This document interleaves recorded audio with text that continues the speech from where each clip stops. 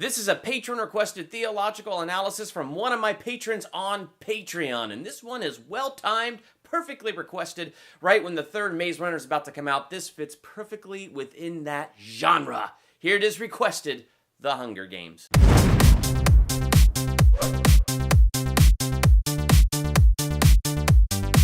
Welcome to Durbania, I'm Durbin, and this is my theological analysis for The Hunger Games. Patreon requested, so thank you so much, Sarah Hicks, for requesting this.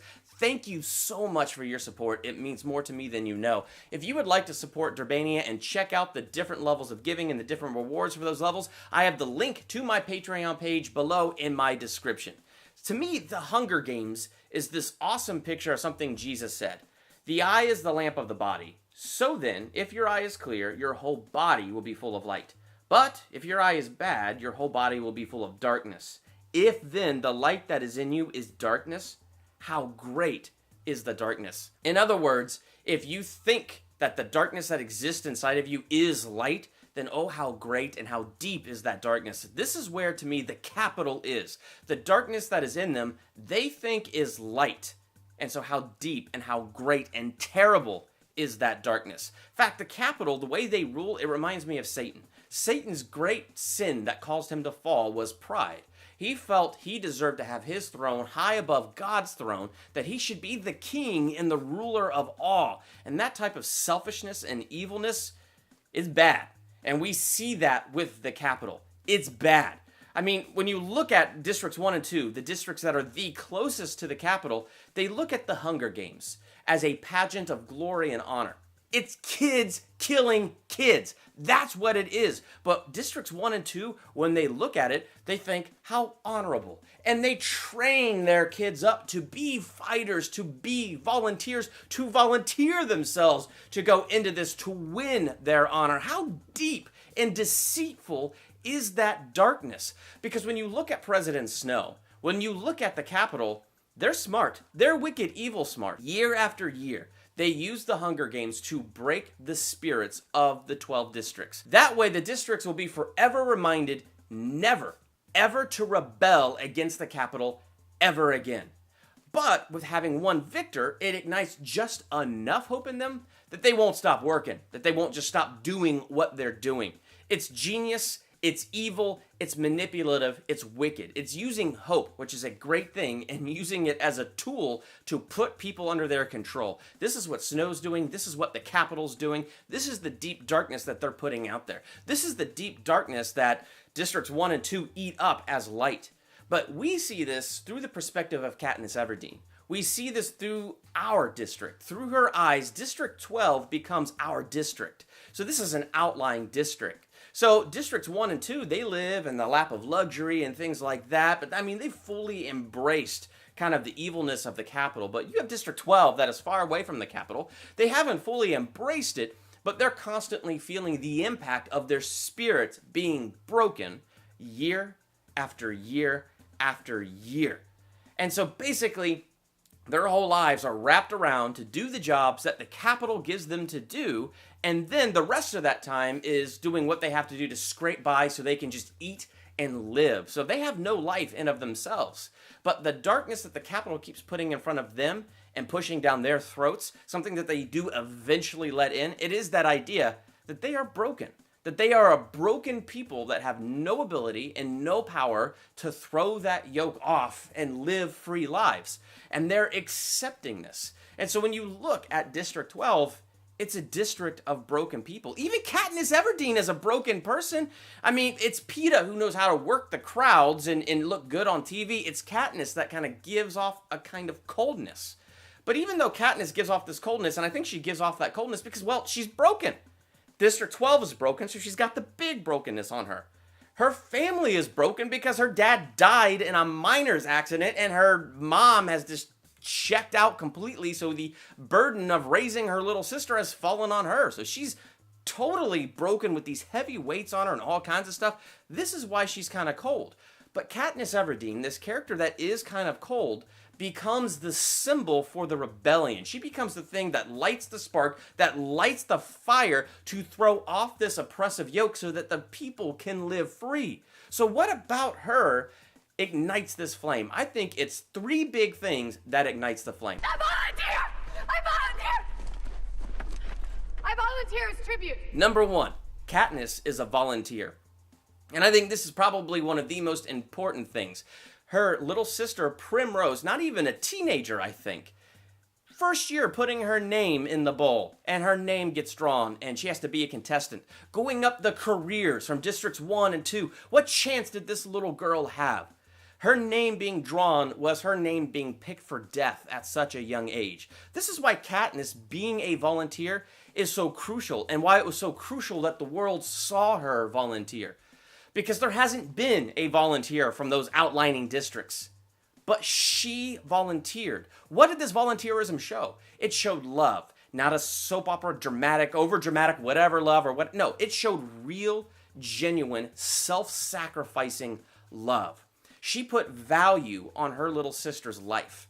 And Katniss, laid her life down for her sister. Jesus said, "Greater love has no one than this, to lay their life down for their friends." That's exactly what Katniss did. And you know what the world saw?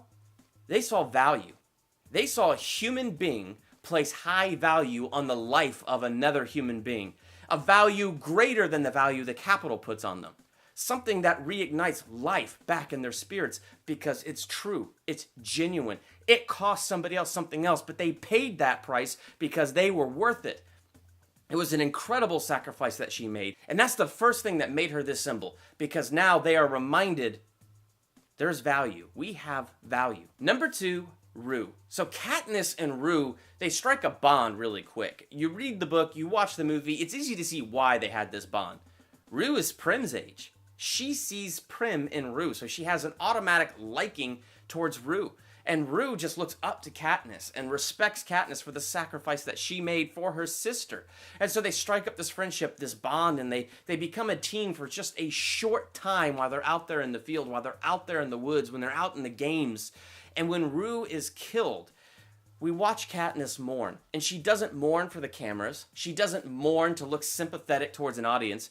She mourns because she placed a heavy value on Rue. Because she cared for Rue as a human being and as a person. And when Rue was killed, this left a genuine wound on Katniss's heart that everybody saw.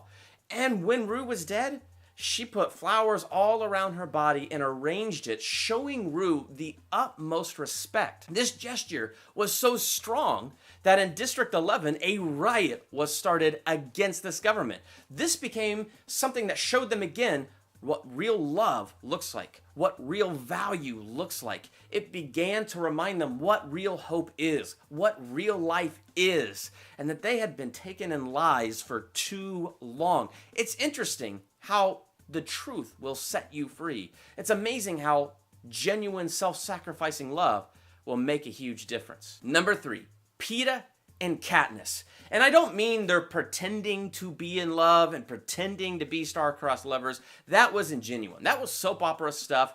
And yeah, it did win people over so that they would give money and they'd get little parachutes and help and things like that. No, I'm not talking about that. I am skipping that and I'm going right into what was genuine.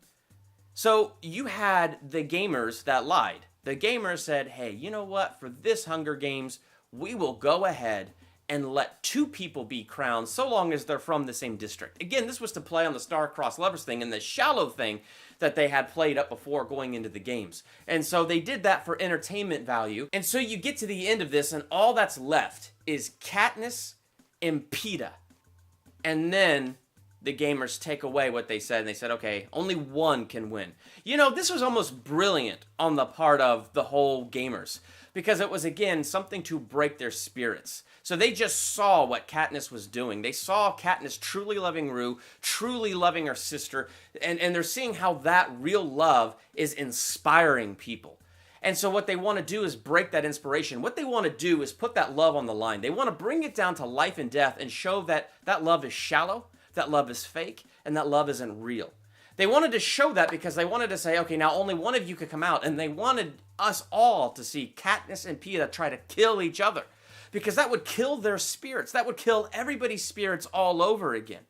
Instead, what they got was Peeta and Katniss loved each other so much. Now, yeah, Peeta more romantic, Katniss not so much. It was more of a friendship love, but that is also a strong love and a strong bond, especially when it's genuine. They valued each other enough to not kill each other, and in the face of certain death, not take each other out, but to go at the same time by eating those poison berries. And this threw the whole gamers thing off, and this is what starts the rebellion. See, that's what love does. Love is the reminder of the value that was placed on our lives at the beginning. The reminder that we don't belong under this yoke of bondage. When I look at the world we live in and how art imitates life, the Bible talks about the powers and the principalities, those spiritual forces of darkness that are ruling in this world right now. And how those spiritual forces of darkness want us to find our identity in all kinds of crazy things. You know, things like, I have more money than you, so I'm more valuable than you. Oh, my skin is a different color than yours. That makes me better. Oh, I'm this gender, so I'm better than you because I'm this gender. And so that is where these spiritual forces in darkness are working to stir up, and so many other ways too. And as long as we continue to put our value in those things, as long as we choose to continue to drink in that darkness, we put ourselves under their authority. And they don't have to do much but stir up the waters. And then there's God who says that is a yoke of bondage. And that yoke is resting on your shoulders and it's heavy. It's leaving you exhausted. It's leaving you hurting. It's robbing you of what you really are. And now here you are warring against each other because you have been fed the idea, feed your selfish desires. And that's what you constantly do. Look for control, look for power, and look for all those ways you can exert yourself up above one another.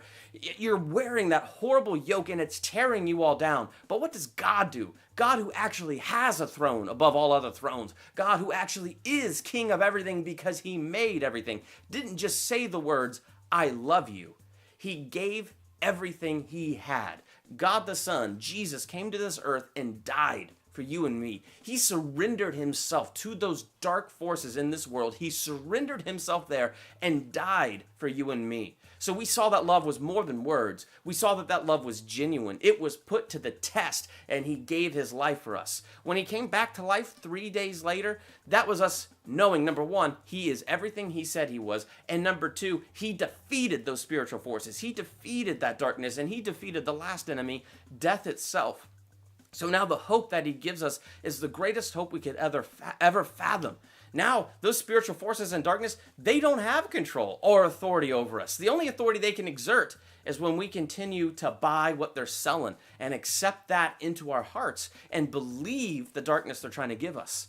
But when we look at God, when we look at Jesus, when we look at the light that he provides and let him into our lives, that horrible yoke of slavery is thrown off of us. And we are given freedom. We're given rest from that labor. We're given a good work to do that can bring more people out of that darkness into that light.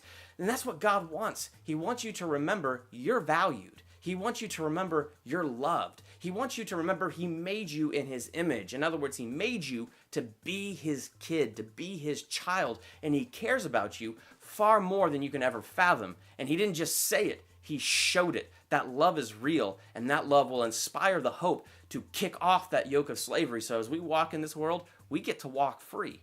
So what did you think of The Hunger Games? When you watch it, what sort of messages do you get? Let me know in the comments, and while you're there, hit the subscribe button to become a Durbanian. Next to the subscribe button is that bell. Click it so you're notified for the next theological analysis I drop, movie review, ranking video, trailer reaction, or anything else. Again, Sarah Hicks, thank you for supporting Durbania. Thank you so much for requesting this as your patron requested thing, because it was awesome. I had a blast watching this again and digging deep into this movie, so thank you so much. If you want to check out my Patreon page, link in the description. I'm Durbin. Thanks for checking out Durbania.